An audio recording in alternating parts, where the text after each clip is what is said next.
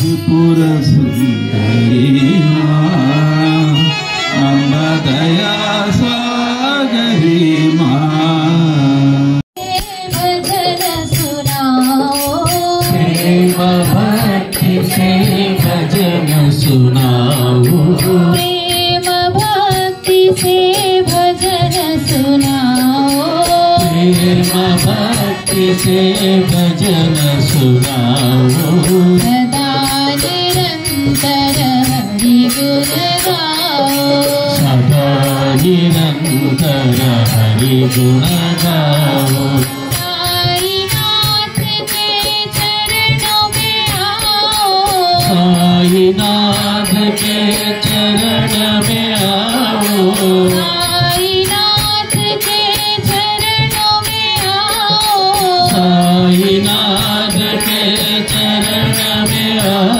मन मंदिर में दीप जलाओ मन मंदिर में दीप जलाओ मन मंदिर में दीप जलाओ मन मंदिर में दीप जलाओ जीवन नैया पार लगाओ जीवन नैया पार लगाओ जीवन नैया पार लगाओ जीवन नैया पार लगाओ सदा निरंतर हरि गुण गाओ सदा निरंतर हरि गुण गाओ प्रेम भक्ति से भजन सुनाओ प्रेम भक्ति से भजन सुनाओ सदा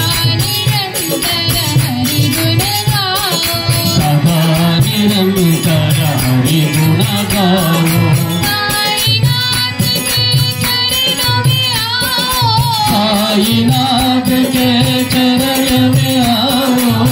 साईनाथ के चरण में आओ साईनाथ के चरण में आओ साईनाथ के चरण में आओ मन मंदिर में दीप जलाओ जीवन नैया पार लगाओ जीवन नैया पार लगाओ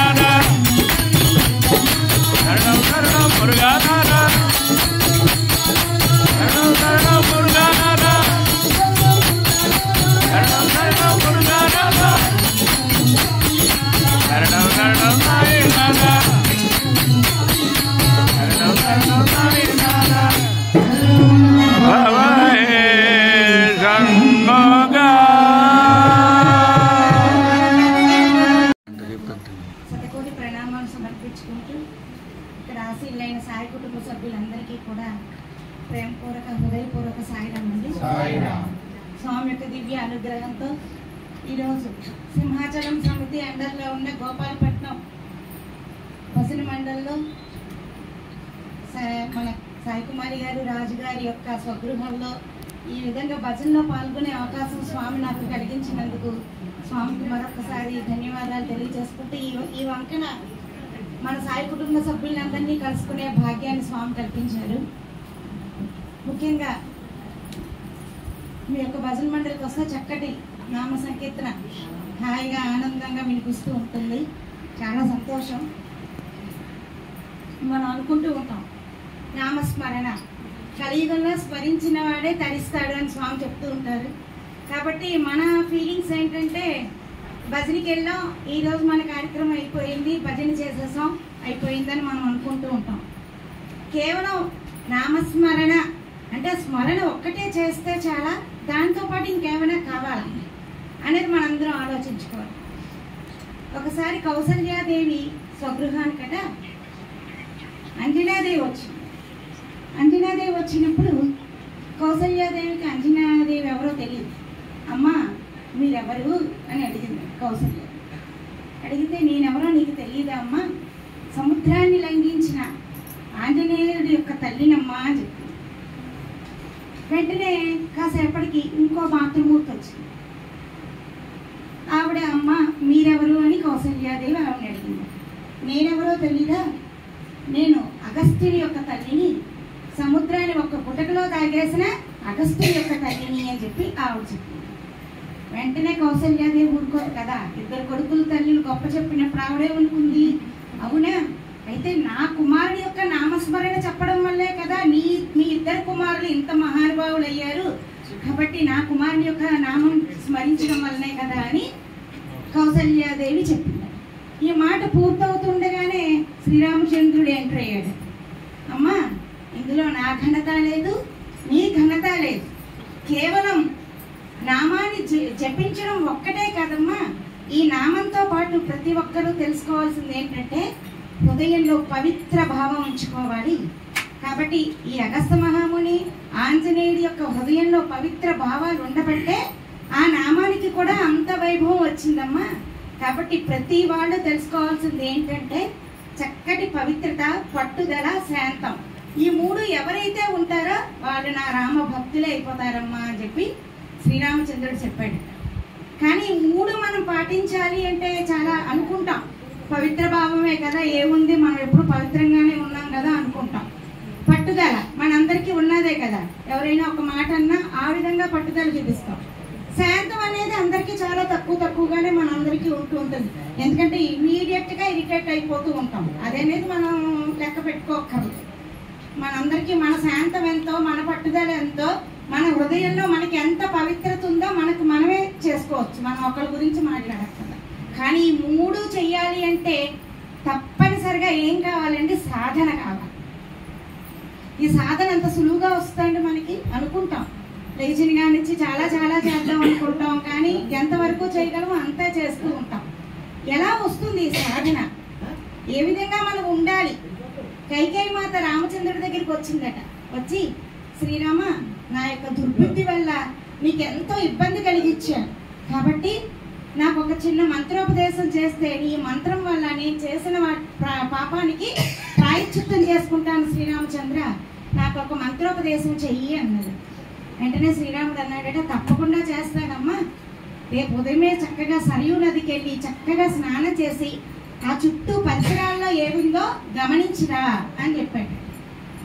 అయితే వెళ్ళిందట ఈవిడ, కైకేయి వెళ్ళిందట, చక్కగా సరియు నదికి వెళ్ళిందట, స్నానం చేసిందట, చుట్టూ రాముడు గమనించమన్నాడు కాబట్టి అంతా గమనించిందట.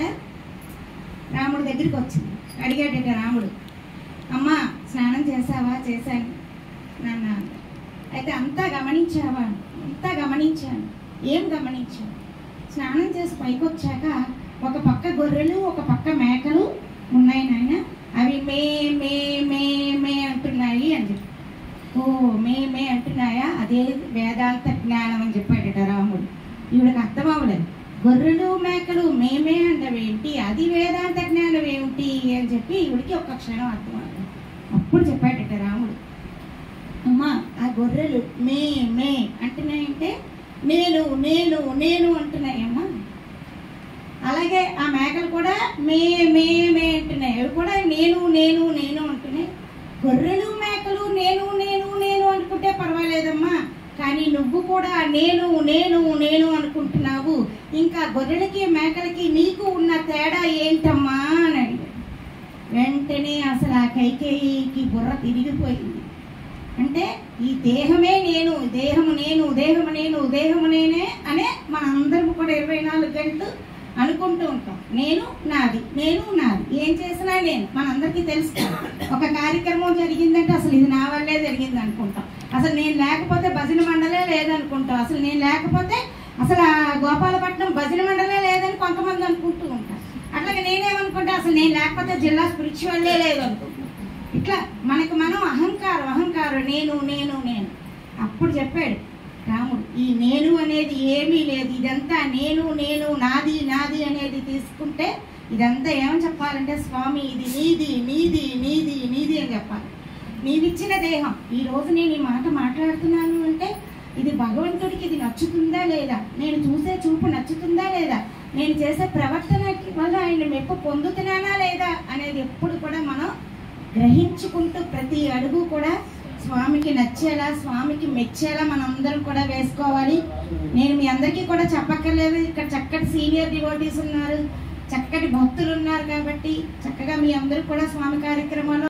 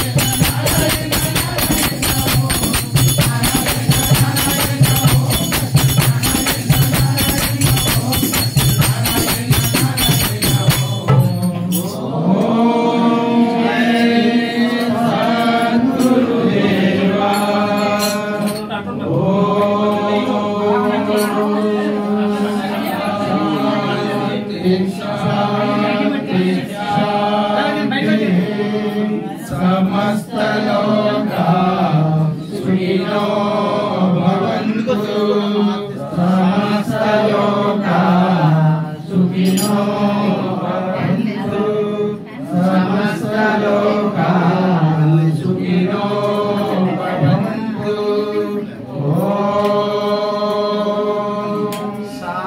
शांति शांति जय बोलो भगवान श्री सदी की जय साईनाथ महाराज की जय परमं पवित्रं भावा विभूतिं परमं